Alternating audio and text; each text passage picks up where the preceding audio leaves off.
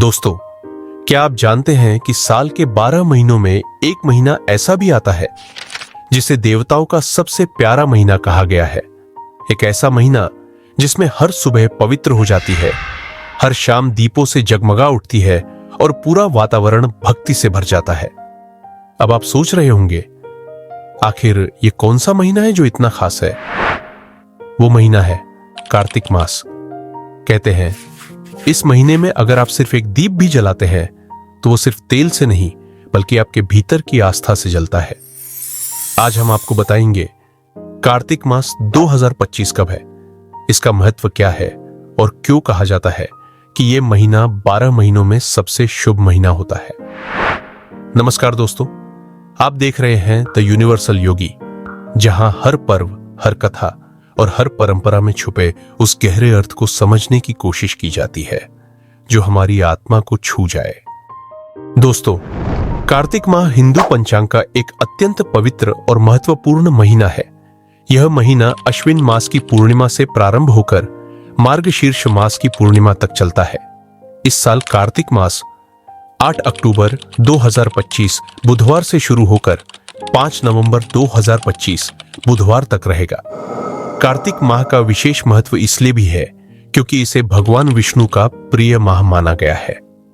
धार्मिक मान्यता के अनुसार कार्तिक मास में भगवान विष्णु सागर या जल में विश्राम करते हैं और इस समय कार्तिक मास की महिमा पुराणों और धर्म ग्रंथों में विस्तार से वर्णित है।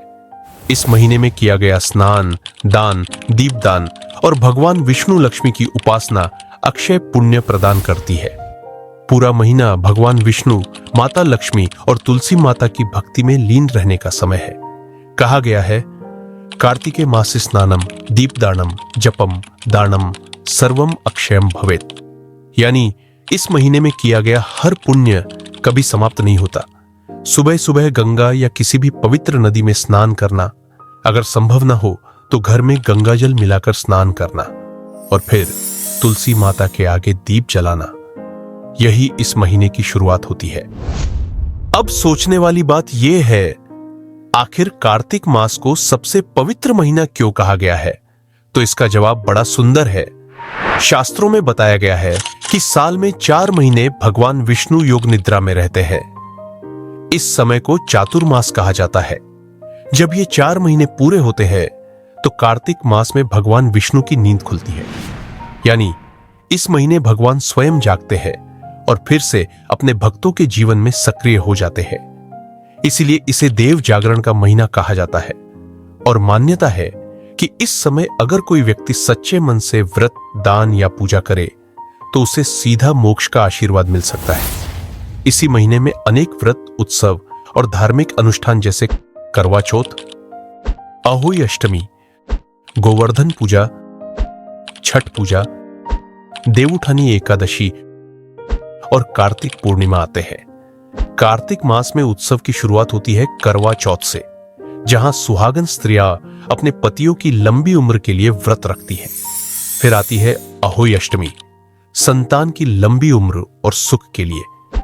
इसके बाद धनतेरस, रूप चौदस, दिवाली, गोवर्धन पूजा और भाई दूज जैसे त्योहार तो इस महीने को एक रंगीन आध्यात्मिक उत्सव में बदल देते हैं।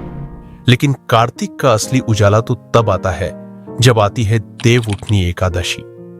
उस दिन कहा जाता है कि भगवान विष्णु निद्रा से जागते हैं। भक्त तुलसी माता और शालिग्राम का विवाह करते हैं, जिसे तुलसी विवाह कहा जाता है। यह विवाह केवल एक रस्म नहीं, यह प्रतीक है प्रेम, पवित्रता और आत्मिक मिलन का। और फिर आती है वो रात, कार्तिक पूर्णिमा की रात, जब चांद पूरा खिलता है और गंगा के घाट दीपों से भर जाते हैं। इस दिन भगवान शिव ने त्रिपुरासुर का वध किया था और भगवान विष्णु ने मत्स्य अवतार लिया था। यानी एक ओर विनाश की शक्ति, दूसरी ओर सृजन की करुणा, दोनों का संगम। इसीलिए कहा गया, कार्तिक मास का हर दिन, हर दीप, हर स्नान सीधा दिव्यता की ओर कदम है।